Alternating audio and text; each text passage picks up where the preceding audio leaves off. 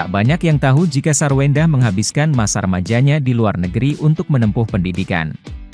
Sejak SMP, Wenda sudah bersekolah di Penang, Malaysia, lalu ke Taiwan hingga Beijing. Setelah lulus kuliah, ia kembali ke Indonesia dan sempat menjadi tenaga pengajar bahasa Mandarin. Aku tuh dari SMP, jadi SMP pernah setahun sekolah di Indo.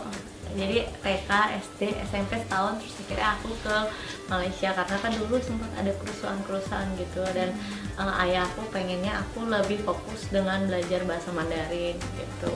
Jadi akhirnya aku pindah ke Malaysia di Penang karena di sana ada tante aku juga gitu. Jadi aku sekolah di sana, sekolah sampai mau lulus SMA, terus udah kayak gitu kirain pindah ke Taiwan itu karena aku loncat kelas pindah ke Taiwan itu kirain data-datanya udah pas buat kuliah, tapi ternyata agensi yang di Indo ngaturnya salah, aku masuk SMA lagi di sana gitu. Jadi ya akhirnya iya, tapi di situ jadinya bahasa karena Taiwan itu dan Malaysia bahasanya beda.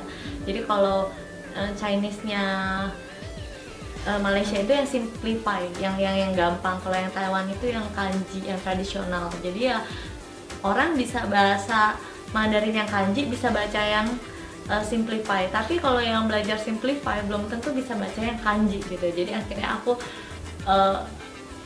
menghabiskan waktu setahun juga di sana karena kan udah pindah nggak bisa langsung pindah lagi. Akhirnya ngurusin surat-surat semuanya, kuliah ke Beijing. Sebenarnya dulu pas mau kuliah itu sempat berantem sama papi gitu. Jadi ya aku pengennya ngambil jadi aktris. Jadi dari dulu tuh aku pengen cobain gimana sih main film atau apa gitu. Tapi orang tua aku nggak support gitu. Jadi menurut mereka ya lo ambil Mandarin lah dan lu jadi tour guide karena dia tahu aku suka traveling gitu. Jadi ya sesuai dengan apa yang lu udah belajarin selama ini gitu. Dan akhirnya ya aku ambil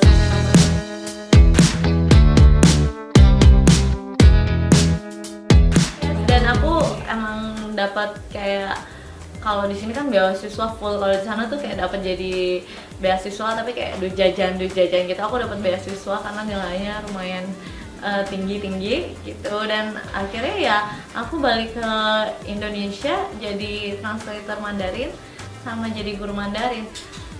Tapi guru tempat les karena waktu itu aku merasa aku masih muda gitu, umur 22 ya. 21 atau 22? 21-22. Kalau aku jadi guru sekolah kan anak-anak SMA karena sekolahnya kebanyakan rata-rata mintanya dari TK sampai ke SMA, sedangkan aku maunya yang TK SD aku masih mau handle lah.